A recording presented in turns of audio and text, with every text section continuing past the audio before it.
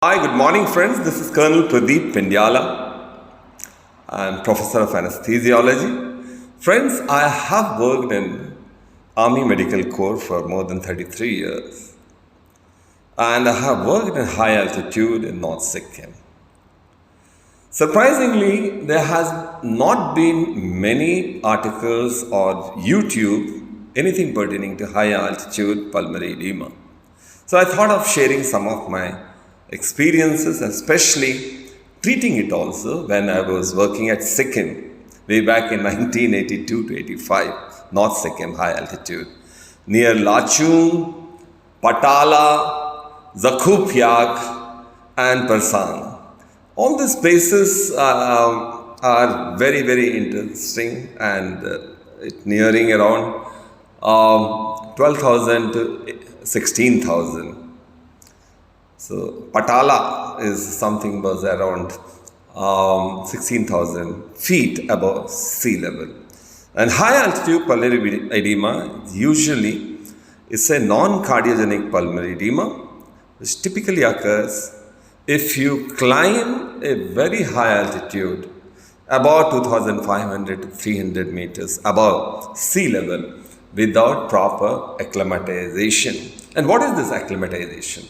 At various heights in the mountains, when you go climbing up in the mountains towards high altitude, at different stages, stage 1, stage 2, stage 3, you have to spend certain time at that particular level to get acclimatized to that particular height rather than ascending at one go to 16,000 feet or 2,000, 3,000 meters above sea level at one go. That's very, very unsafe.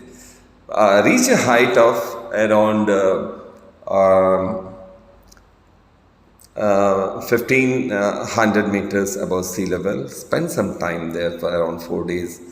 Sleep there, stay there, walk there, live there. Again, reach a height of around 12,000 feet or around 2,000 meters above sea level. Spend around 4 days there.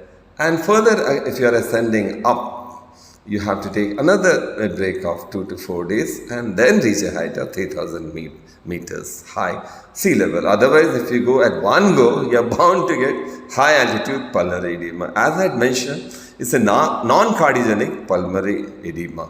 And now, how do you find the symptoms? Symptoms are normally non-productive cough, dyspnea on exertion, and reduced exercise performance.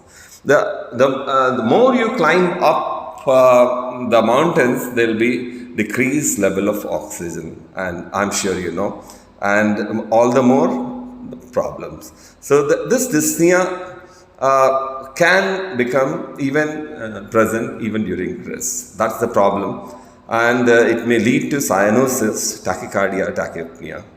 And if you auscultate these people, they'll have discrete crepitations bilaterally. So that is the time you have to diagnose it to be a case of pulmonary edema. And it is because of hypoxic pulmonary vasoconstriction, and there will be obviously elevated pulmonary artery pressure. So, if you actually want to know what happens in high altitude pulmonary edema in the lungs, there would be capillary wall leaks and there will be edema in the lungs because of this capillary wall leaks. And the only treatment is descent, preferably as early descent as possible.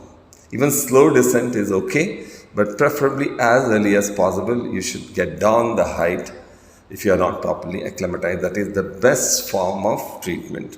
And if it is possible, oxygen supplementation. And if you want to avoid high altitude pulmonary edema, preferably avoid doing severe exercise once you reach in a high altitude. Spend some time in those places for a day or 2 or 3. Then you start slowly increasing your level of exercises. Even in Kargil war, people have suffered pulmonary edema, acute pulmonary edema, and due to high altitude pulmonary edema. So you have to be very careful avoiding it. Chances of death is very high if you are not made to come down the height of the mountains, and if you are not given adequate oxygenation. To avoiding, better avoid sleeping pills and alcohol. Alcohol should be avoided when you have just reached to a high altitude. So lasix also can be given, but the best treatment is improvement in oxygenation, either supplemental oxygen and rapid descent. Thanks for patient listening. This is Colonel Pradeep Pendyala signing off for today. Today is Tuesday and 14th of September 2021. Have a wonderful day. Take care. Bye-bye.